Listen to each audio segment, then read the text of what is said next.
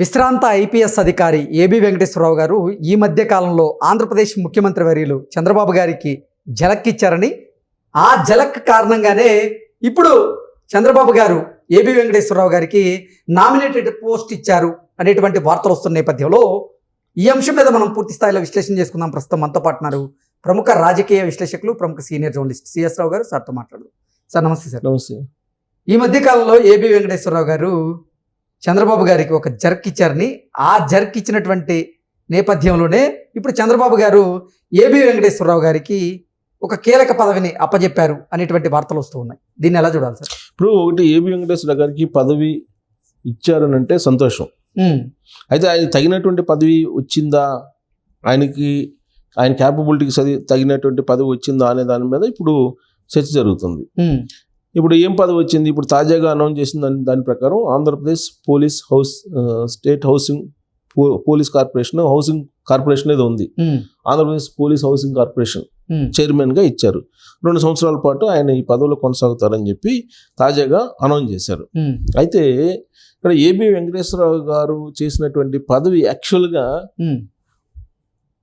అది మరి యాదృచ్ఛికమా లేదంటే ఏంటో తెలియదు, కానీ యాక్చువల్గా నా classmate last time Andhra Pradesh police housing corporation చైర్మన్గా ఉన్నాడు. ఇప్పుడు ఆ పదవి ఇప్పుడు ఏబి వెంకటేశ్వరరావుకి ఇచ్చారని చెప్పేసి ఇప్పుడు న్యూస్ వస్తుంది.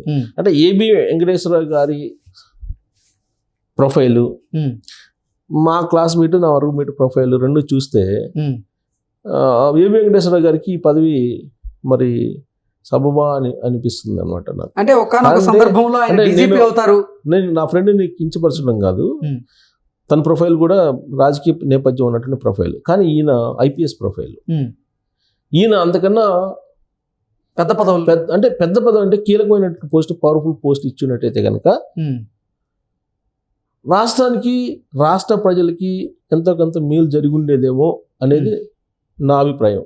మీరేమో అలా అభిప్రాయాన్ని వ్యక్తం చేస్తున్నారు. కొంతమంది ఏమో అసలు ఏబి వెంకటేశ్వరరావు గారు ఈ మధ్య కాలంలో చంద్రబాబు గారికి జరక్ ఇవ్వకపోయినట్టే ఈ పదవి కూడా వచ్చేది కాదు అన్నట్లుగా వాళ్ళ అభిప్రాయం వ్యక్తం చేస్తారు. అంటే ఎలా చూడాలి?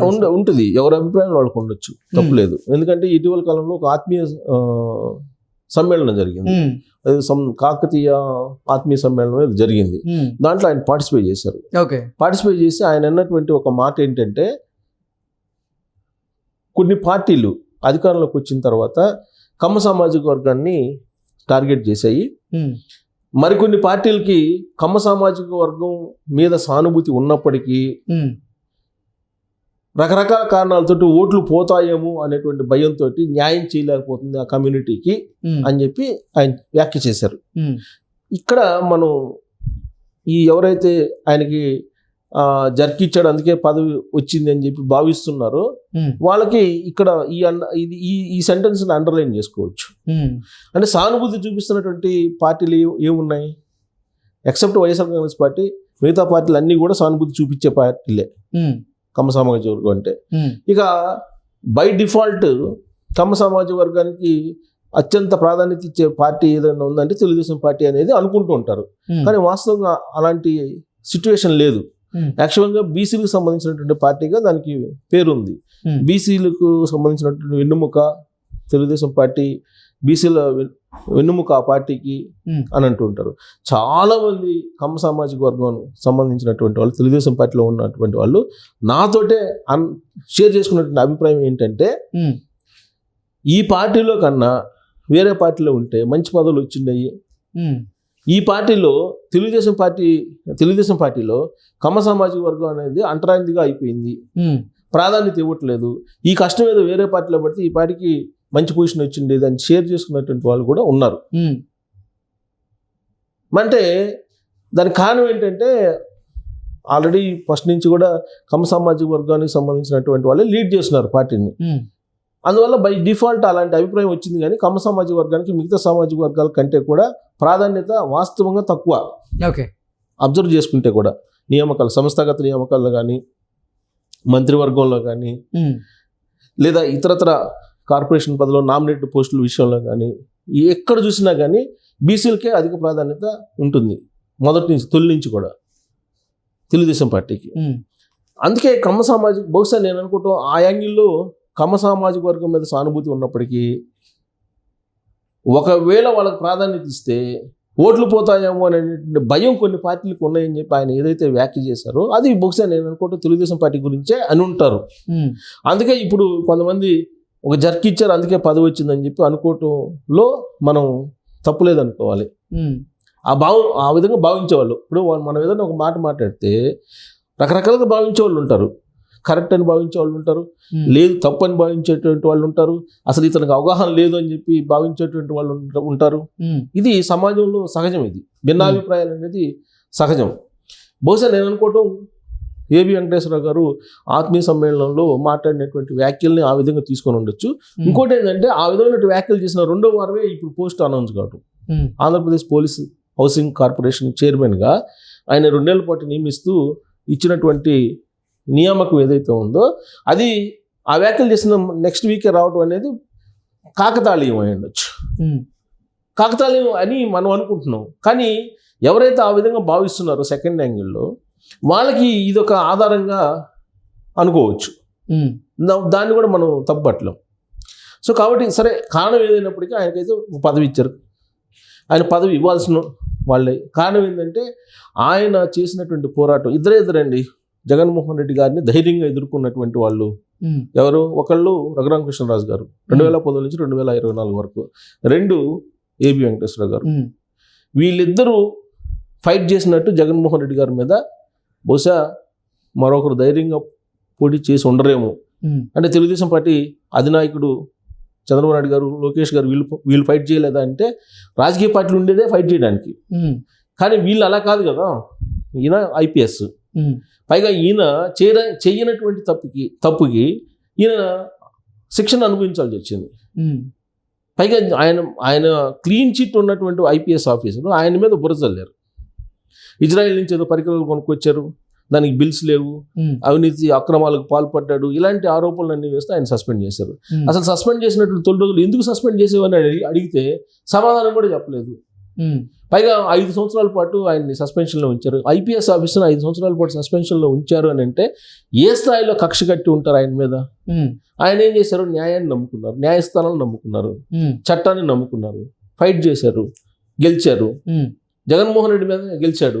లాస్ట్కి అది దైవ నిర్ణయమో ఏమో తెలియదు కానీ రిటైర్మెంట్ రోజుకి ఆ తీర్పు వచ్చింది, సర్వీస్లో చేర్చుకోమని చెప్పి. చేర్చుకోవాల్సిన పరిస్థితి ఏర్పడింది. ఆ రోజున చీఫ్ సెక్రటరీ కూడా చేర్చుకోలేదు, ఇష్టపడలేదు. ఎలక్షన్ కమిషన్ జోక్యం చేసుకుంటేనే ఆయన తీసుకోవాల్సి వచ్చింది. ఉదయం ఆయన బాధ్యతలు తీసుకుంటే మళ్ళీ సాయంత్రానికి ఆయన రిటైర్ కావాల్సి వచ్చింది. ఇది బహుశా ఏ ఐపీఎస్ ఆఫీసర్కి కూడా నాకు తెలిసి భారతదేశంలో ఇలాంటి అనుభవం ఉండి ఉండదు. దీనికి కారణం ఏంటి? కేవలం ఆయన కమ్మ సామాజిక వర్గం అయినందువల్లే కదా అనేది ఆయనే చెప్తున్నాడు, నేను చెప్పడం కాదు. కేవలం కమ్మ సామాజిక వర్గం అయినందువల్లనే ఆయన టార్గెట్ చేశారు. ఆయన టార్గెట్ చేసినందువల్ల మిగతా కమ్మ సామాజిక వర్గం సంబంధించినటువంటి ఉద్యోగులందరినీ భయపించడానికి ఆయన పనిచేసేయడానికి ఆయన చెప్తున్నారు, బహిరంగంగానే చెప్తున్నారు. మరి ఆయన 5 సంవత్సరాల పాటు ఎంత హరాస్మెంట్ అనుభవించుంటారు, ఎంత మానసిక వేదన అనుభవించుంటారు, వాళ్ళ కుటుంబ సభ్యుల మానసిక వేదన ఎంత ఉంటుంది.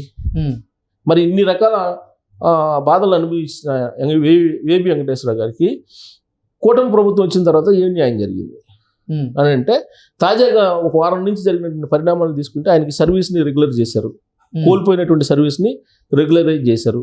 ఆ రెగ్యులరైజ్ చేసి ఆయన ఆ సర్వీస్ మొత్తంలో రావాల్సిన బెనిఫిట్స్ ఇచ్చేలాగా జీవో ఇచ్చారు.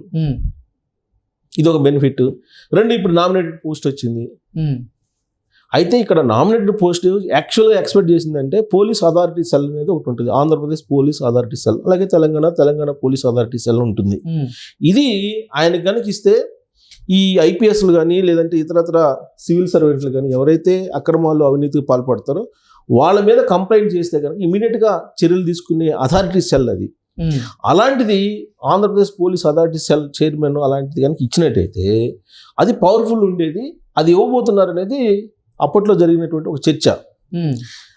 అది యాక్టివేట్గా లేదు అనే ఉద్దేశంతో యాక్టివ్గా లేదని ఇది ఇచ్చారా, లేదంటే ఇప్పుడు ఆంధ్రప్రదేశ్ పోలీస్ హౌసింగ్ కార్పొరేషన్ అని అంటే ఇప్పుడు ఎవరైతే పోలీసు ఉంటారో కింద హోంగార్డ్ నుంచి కానిస్టేబుల్ వీళ్ళు చాలా బాధలు ఉన్నాయి. పోలీసు బాధలు అనేది చాలామందికి సినిమా బాధల్లాగా ఉంటాయి. అవి మనకు కనిపించడానికి కాకి క్రౌర్యం, కాకిల యొక్క గర్వం, దర్పం కనిపిస్తుంది. కానీ ఆ కాకి చొక్కా, కాకి డ్రెస్ వెనక ఉన్నటువంటి మానసిక వేదన మనం చెప్పలేం, వర్ణించలేం. ఇప్పుడు మనం ఎవరన్నా చనిపోతే శవం దగ్గరికి వెళ్ళడానికి కూడా మనం సెంటిమెంట్ ఫీల్ అవుతాం.